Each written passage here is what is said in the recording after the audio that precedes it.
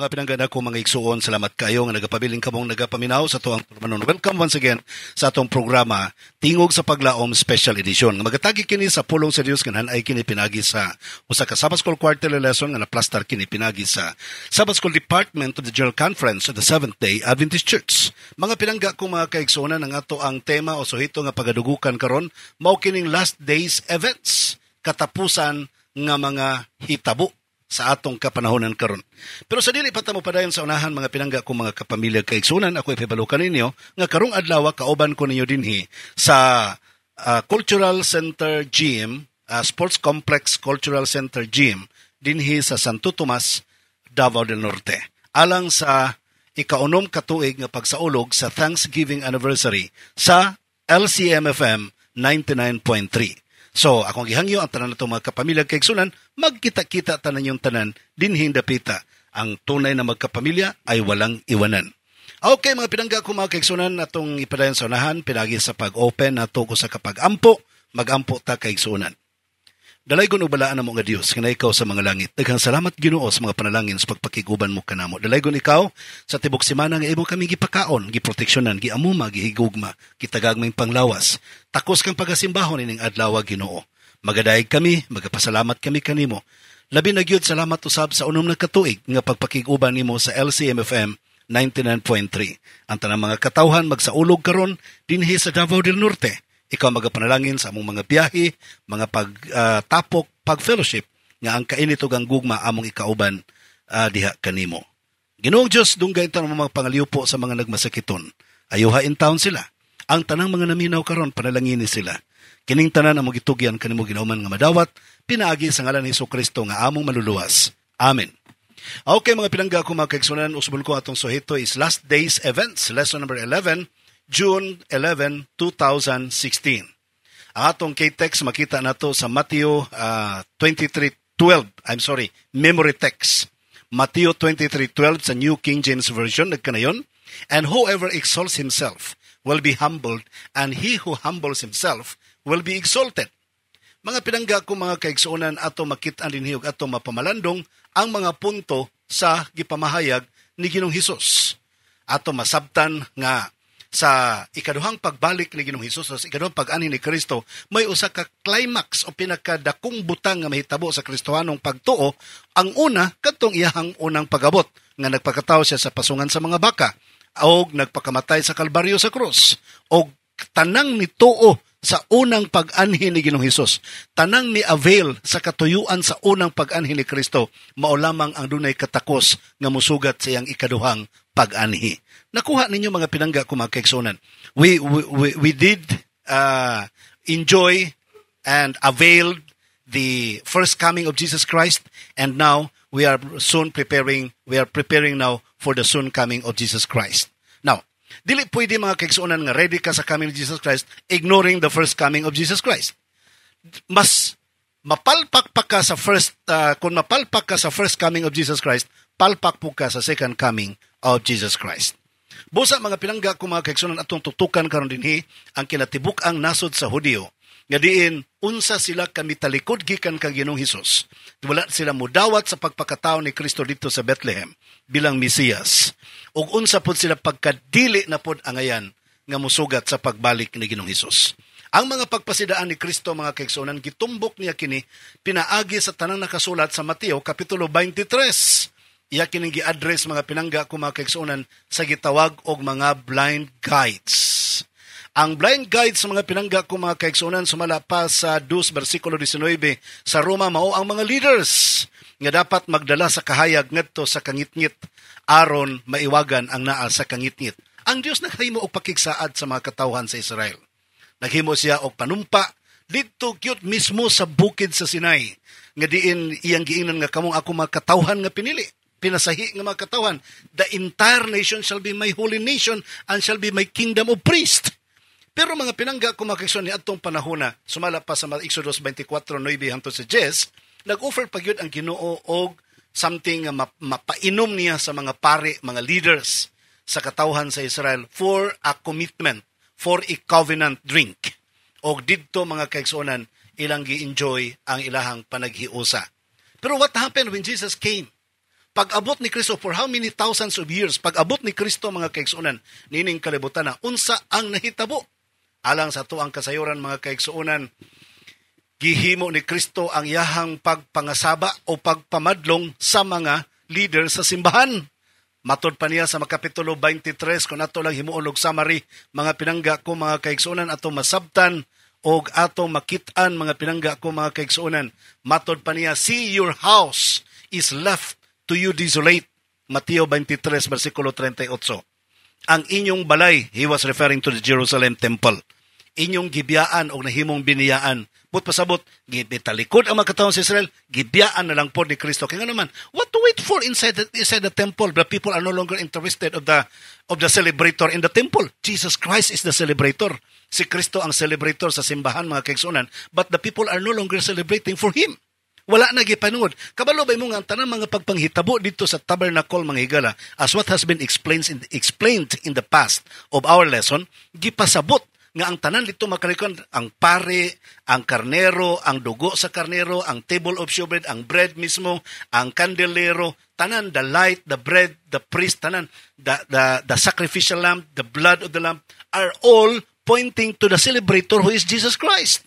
Pero wa na sila magpunting dito kan Jesus Christ, mga kaigsuonan. Mo na sa verse 3 sa chapter 23 sa Matthew, matud pa ni Jesus Christ, you don't practice what you teach. Wa na mo magtudlo sa inyong wala mo magkinabuhi sa inyong gitudlo. Sunod, sa verse 4, nag-ingon siya, they crush people with unbearable religious demands. Inyong kipabukatan og mga di na makaya sa mga tao nga mga balaod. Sa verse 5, everything they do is for show. Pakaron ingno na lang. Verse 6, they love the seats of honor in the synagogues. Ganala mo katungdanan rin inyong giapas. Verse 7, they love to receive respectful greetings. Ganan kayo mo kanang hi, hello sa publiko. Verse 13, they shut the door of the kingdom and heaven in the people's faces. Inyong gilukban ang gingharian sa mga langit, sa tubangan sa mga tao. Verse 14, they shamelessly cheat widows out of their property. Inyong gipang subad, gipang tukob ninyong mga byuda sa ilahang mga bahandi.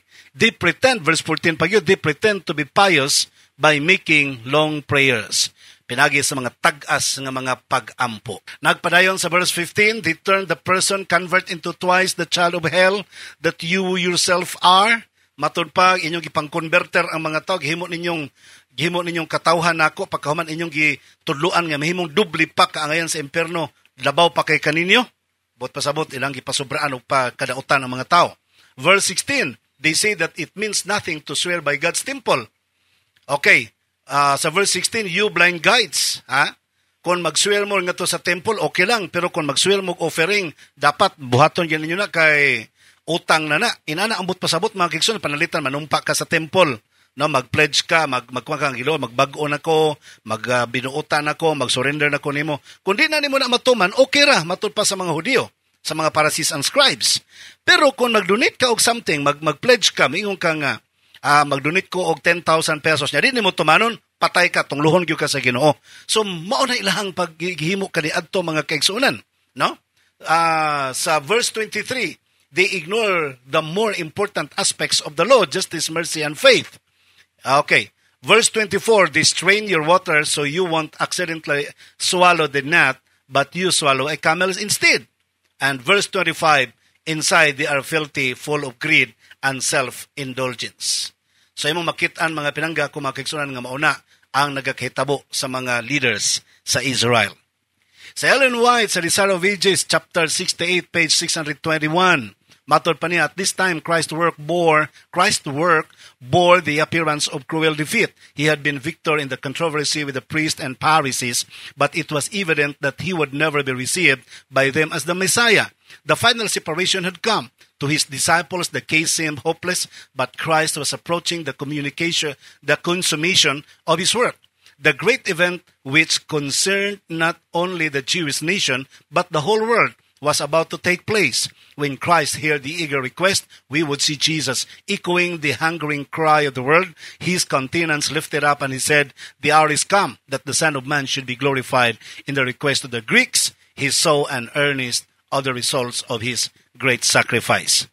Yung niadtong panahon na tungod sa mga pagdumili sa mga katawhan sa Israel, pinagi sila mga pangulo, nga ilang gipalihay, ilang gi-switch off ang magpagbati sa mga tao gikan kang Jesus Christ, isip tinuod nga Messiah, niabot yun ang panahon that they can no longer accept Jesus Christ as the true Messiah. Busa, ang Jerusalem na himong desolate, o that was the time has come nga ang tibuok kalibutan nga maoy focus sa pagpakamatay ni Kristo sa cross, mauna ang mudawat sa mensahe mga pinangga ko mga kaigsunan. And you know what? According to Paul sa Galatians chapter 3 verse 29, matod pa niya, and if you are Christ, then you are Abraham's seed and heirs according to the promise. Kung ikaw naa kang Kristo, kaliwat ka ni Abraham o ikaw manununod sa saad. Mao na ang gisulti mga pinangga ko mga kaigsunan ni San Pablo. Sa ito pa, individual na ang approach mga kaigsunan. And you know what? Niadtong panahon na mga kaigsunan, nag-start na dayon ang fulfillment of the warning of Jesus Christ. Sumala pa sa John chapter 12 verse 20 ato 22, matod pa rin now there were certain Greeks among those who came up to worship the feast. Then they came to Philip, who was from Bethsaida of Galilee, and asked him, saying, Sir, we wish to see Jesus. Philip came and told Andrew, and in turn Andrew and Philip told to Jesus. Dito din mga kaigsunan, nagpakita na dayon dito, niabot na dayon ang mga hintel, nangita kang Jesus Christ. Ato pa, it was already a signal nga nagakatuman na nga ang mensahe para na po sa kinatibuk ang kalibutan. Individual na ang pagduol gato kang Kristo, dili na as a whole nation ang calling ni Jesus Christ. If before was the calling entire nation, tibuok nasod mga higala to become the evangelical nation all throughout the whole world, but no longer now. Matud pa. The record says, sukad di atong panahon nga nahimong desolate ang Jerusalem, ang mga katawhan sa Israel, individual na sila, maluwas sila individual if they come and surrender to Christ. The same with the Gentiles. Individual nga would come and surrender our lives to Jesus Christ. Remember mga pinangga ko mga kaigsunan sa Matthew chapter 24. Kung inyong tanawon, Jesus was asked about the end of time. Now as he sat on the Mount of Olives, the disciples came to him privately saying, Tell us, when will these things be, and what will be the sign of your coming and of the end of the age? Remember, mga pinangga ko mga kaigsunan, these disciples were asking two things. The sign of Christ's second coming and the sign of the end of age. Now, yeah, we believe nga ang pagbalik ni Kristo is the end of age. Age on the matter of this earth, but not the end of age in heaven and for eternity, because the age together with Christ and heaven is ageless, eternal. Walay katapusan mga pinangga ko mga kaigsunan. So they were talking about, they were asking about the end of the world. Of course, no argumentation for that. Okay. Ato makita din mga pinangga ko mga kaigsunan, duha ang ilahang usara ilahang ang tumong nila nga the end of the world and the Christ second coming. Seemingly, they didn't understand nga ang Christ second coming ang end of the world, sabay, mga pinangga ko mga kaigsunan. So duha ang ilang gipangutana. And Jesus was trying to give one message to them. Si Kristo naghatag usa lang ka mensahe ngadto kanila, but depicting two events, the destruction of Jerusalem and the destruction of the world. So ang destruction of the world o ang destruction of Jerusalem, gi-stereotype ni Jesus Christ. Alang sa imong kasayuran mga pinangga ko mga kaigsunan. Okay.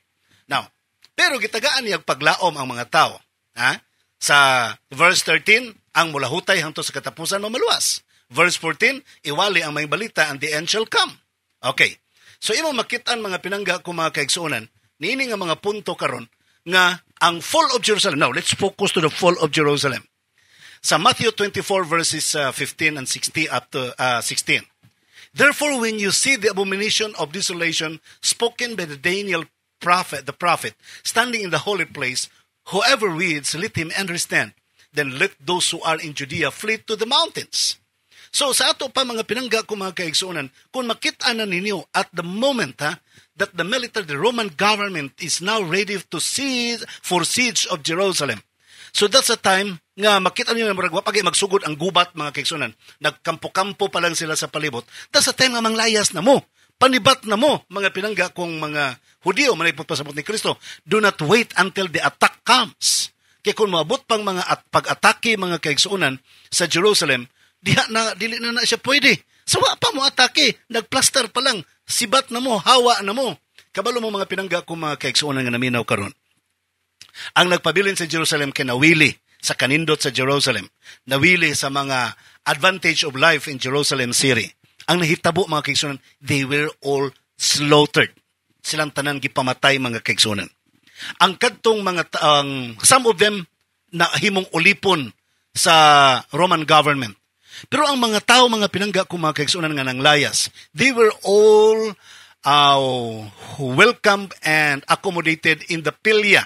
In Pelia. So from Jerusalem, they went to Pelia.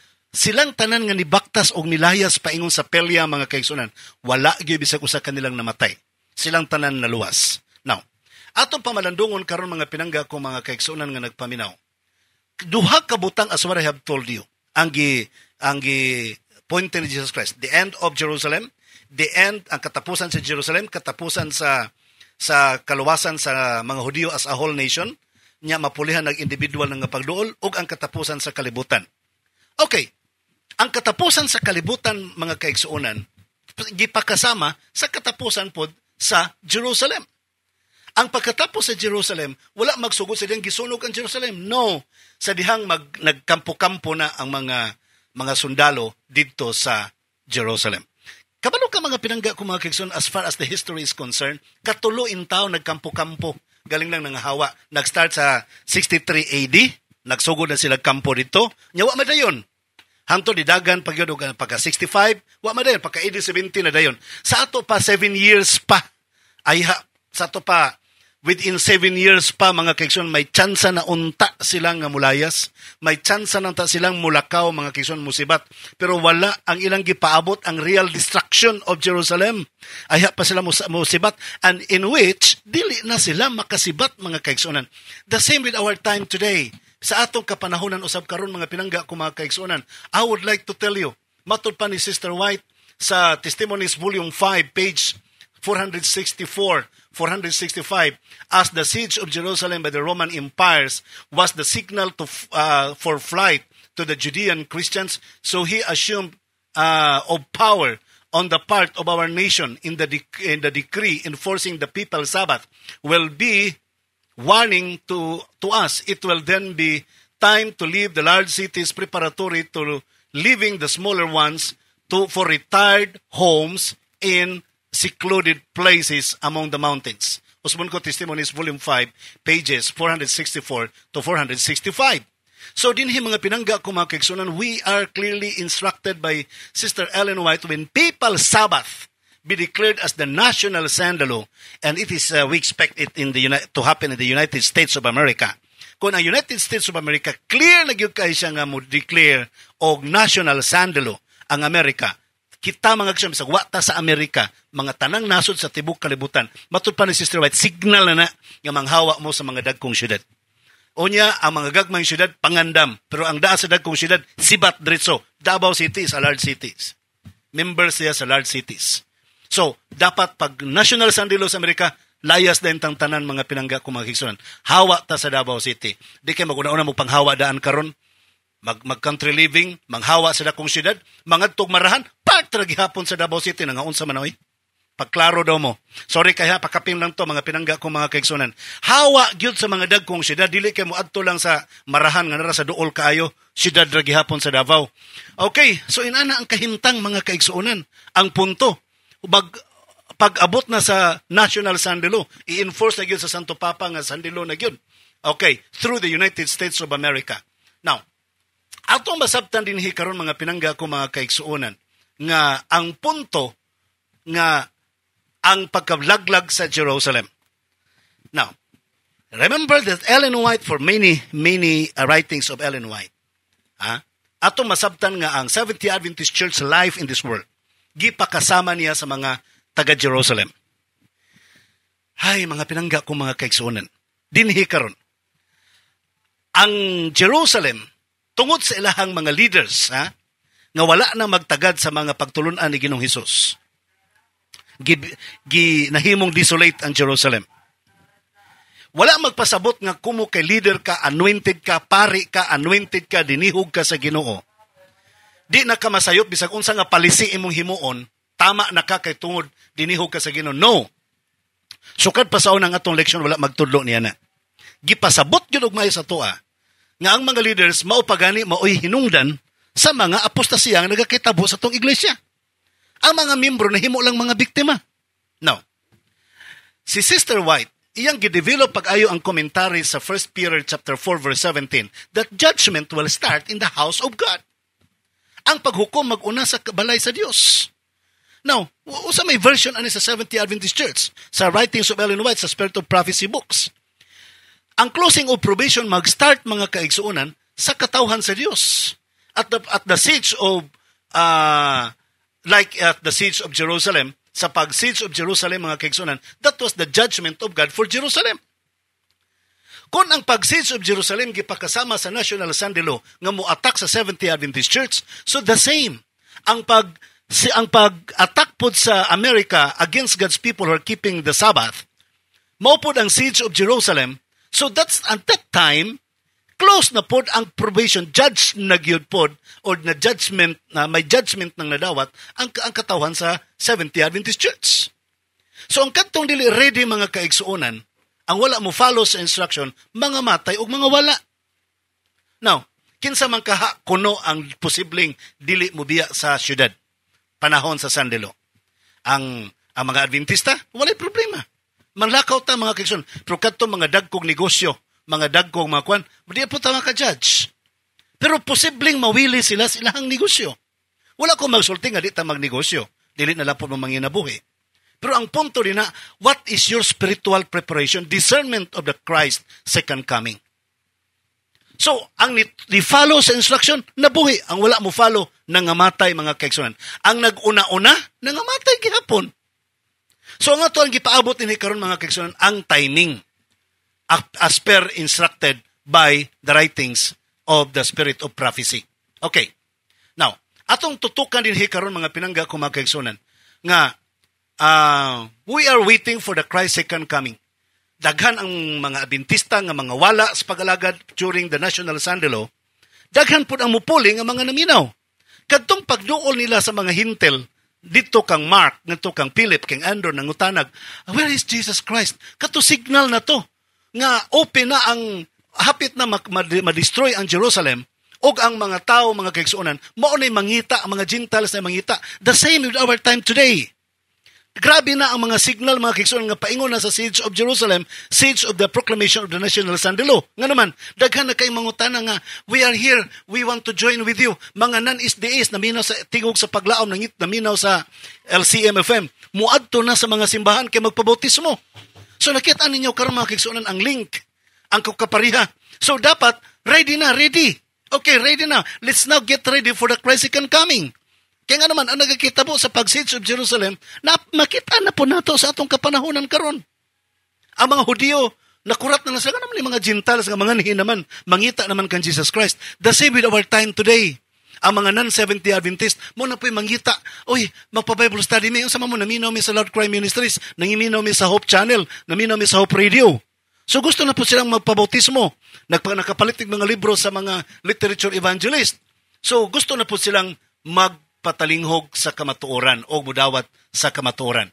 In Matthew chapter 24, 23 to 31, Jesus gave specific signs of His second coming. Number 1, false Christ will rise and show signs.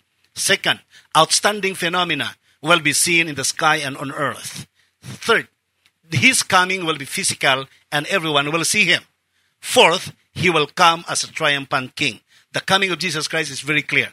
Bodily coming of Jesus Christ. Mubalik gid siya mga kaigsuonan nga makit-an siya sa tanan. Kanang gingon, behold, I will come. Kanang ingon nga come nga gilitok na sa English. Sa Griego, ana is parousia.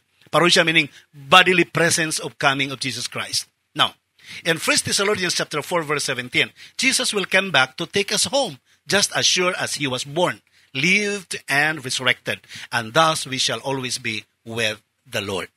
Now what we do now, mga pinangga ko mga kaigsuonan, regardless and despite these things are happening in our time today, and they all become clear to our eyes, the advice of Jesus Christ is wait. Keep on waiting, keep on watching. Matthew 24 verse 42, watch therefore, for you do not know the hour of the Lord, of your Lord is coming. Remember, there are two types of servants in the parable of Jesus told in Matthew chapter 24, 45 and 51. The faithful servant does the Lord's will and cares for others. The wicked servant stays loose and thinks his Lord will be late. He lives chaotic life and maltreats others. Nobody knows when Jesus will return. Jesus invited us to wait for Him. Waiting for Him means to live, being ready to go with Him if He came today. So imo makitaan din mga pinangga ko mga kaigsunan nga there are two kinds of servants, the wicked and the faithful servants. Ang mga faithful, nagpadayong nagbuhat, nagpadayong nagtuman sa kaubuton sa Ginoo, nagwalis may balita. Ang mga wicked, namuspos sa iyahang mga kaubanan. Namuspos sa mga kaubanan niya, nagsulti nga dugay pang mubalik ang Ginoo. Mga higalag kaigsunan, ang atong rule karon, is it good servants of Jesus Christ? Magpaabot ta. Ug ang pagpaabot na to, nagbuot pasabot, nangandam, nagkinabuhi sa pagpangandam sa pagbalik ni Ginoong Hesus. Sa katapusan, si Sister Ellen White sa Testimonies for the Church, Volume 5, chapter 8, pages 101 to 102, matod pa niya, that evil servant who said in his heart, my Lord delayeth his coming, professed to be waiting for Christ, fearing that his brethren may stand higher than himself, he begins to disparage their efforts and impugn their motives. Thus, he smites his fellow servants. The very beginning of the evil was a neglect of watchfulness and secret prayer. Then came a neglect of other religious duties, and thus the way was open for all the sins that followed. No one is safe, no matter what our experience has been, no matter how high our station. We need to watch and pray continually. We must be daily controlled by the Spirit of God, or we are controlled by Satan. Sa pagpaabot na to sa pagbalik sa Ginoo, we must be daily controlled by the Spirit, or else we will be controlled by the spirit of the devil. Another thing, ang wicked evil, mga pinangga ko mga kaigsunan, nagdoktrina nga dugay pa mabalik ang Ginoo. Mato pa ni Sister White, fearing that his brethren may stand higher than himself, basig maalasan siya sa uban, ang iyang mga performance maalasan sa uban, he begins to disparage their efforts and impugn their motives. Iyang gipang babagan, gipang bunalan, o ilang gipang maltratar ang mga tao. O thus, he smites his fellow servants. Iyang gipang bunalan, gipang hulog ang iyang mga kauban ng membro sa iglesia. But we need to become patient, humble, gladly preparing for the coming of Jesus Christ. Mga pinangga ko mga kaigsunan, sorry kayo, nakita pa nas pagkikuban kaninyo. Again, ako ipibalo kaninyo nga karong adlaw kauban ko ninyo dinhi sa Sports Complex and Cultural Gym sa Poblacion Santo Tomas, Davao del Norte para sa pagsaulog sa 6th Thanksgiving Anniversary sa 99.3 LCM FM. See you here mga kapamilya, tunay na magkapamilya ay walang iwanan. Okay mga pinangga ko mga kaigsunan, usbon ko managi panos pagkikuban kaninyo sa ngalan lamang kanimo nga among kapamilya kan Jesus Christ. Nga to ang great provider. Ako usab inyong mga kapamilya ug nimong ulipon sa pagwali sa may balita, Pastor Villaver. Magaingon kaninyo, malipayong adlaw igpapahulay.